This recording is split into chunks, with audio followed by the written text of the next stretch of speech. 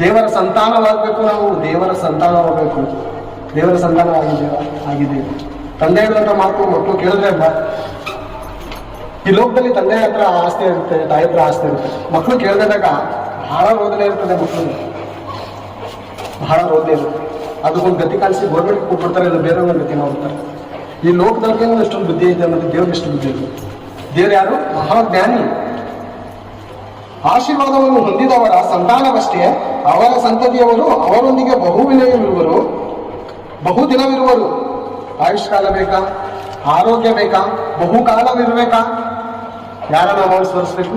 ದೇವರ ನಾಮವನ್ನು ನಾವು ಸ್ಮರಣೆ ಮಾಡಬೇಕು.